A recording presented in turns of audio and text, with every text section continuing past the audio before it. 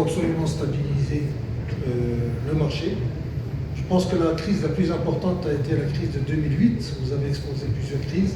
Nous sommes à la merci de plusieurs crises et de la spéculation sur le marché des céréales aussi, qui est devenue maintenant de plus en plus visible. Mais je pense que la crise de 2008 nous a fait prendre conscience que les céréales ne sont pas uniquement un objet de libre-échange. C'est un enjeu de souveraineté et qu'il faut absolument avoir une production nationale protégée et avoir un stock, donc, vous le dites, un stock qui permet de tamponner un peu les fluctuations internationales. Maintenant, comment vous avez montré des pistes de réussite de ce projet, quelques idées que vous avez lancées. Comment vous voyez en fait la réussite de ce projet pour préserver les équilibres nationaux et ne pas faire en sorte qu'il y ait des surcoûts?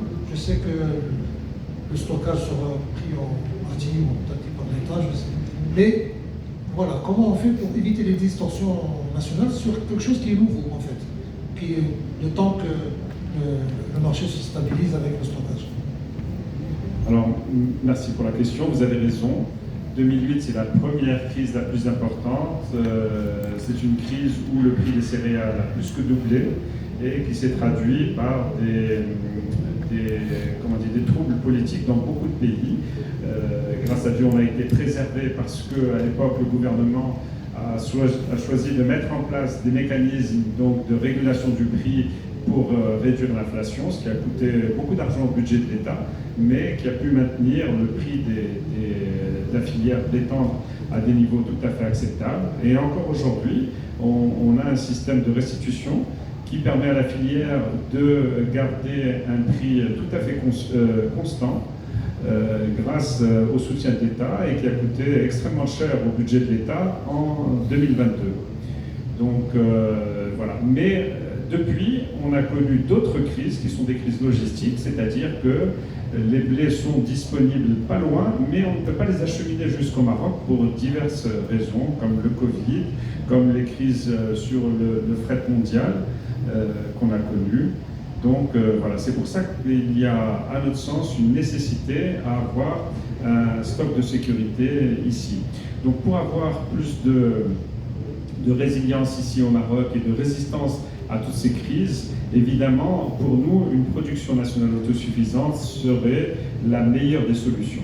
Donc en attendant d'arriver à cette solution, qu'on espère tous et qu'on espère valoriser donc, la récolte nationale et qu'elle soit suffisante pour l'approvisionnement du pays, en attendant ce moment-là, ce qu'on propose, c'est qu'on puisse stocker le blé tendre, mais aussi les autres céréales, parce que le maïs et le blé dur sont aussi concernés, l'orge aussi est concerné, donc au plus près de la consommation, c'est-à-dire soit dans les ports, soit carrément dans les régions. Donc le mécanisme qu'on a proposé, donc, ce sont des appels d'offres pour préserver la qualité de la libre concurrence. Donc les gens pourront rentrer et sortir à travers des appels d'offres. Appels d'offres sont des mécanismes qui sont parfaitement maîtrisés par l'ONICL. Ils sont tout à fait rodés et ils en font régulièrement, que ce soit sur le blé tendre, mais aussi sur l'engrais et sur d'autres produits. Donc l'ONICL ou l'État est tout à fait rodé. Il faut que ces appels d'offres soient plus réguliers pour que ce soit sur des quantités plus réduites, justement pour ne pas perturber le marché. Et il faut que ce soit des appels d'offres réguliers à l'entrée et à la sortie pour justement lisser cet effet on va prélever beaucoup sur le marché national ou on va donner beaucoup sur le marché national.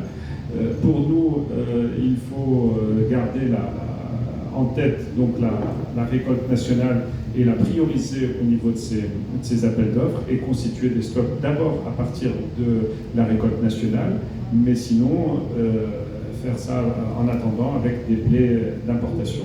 Donc voilà. Et donc comme l'État fait des appels d'offres, donc elle achète au marché et elle vend au marché, et que sur le temps long, ça suit les fluctuations du marché. Donc une fois l'État va gagner, une fois l'État va perdre, mais ça devrait se compenser, et ce qui va rester, ce sont les frais de stockage, et donc l'État doit rémunérer un coût de stockage qui se traduit par un service rendu au pays. Donc voilà un petit peu le schéma qu'on propose.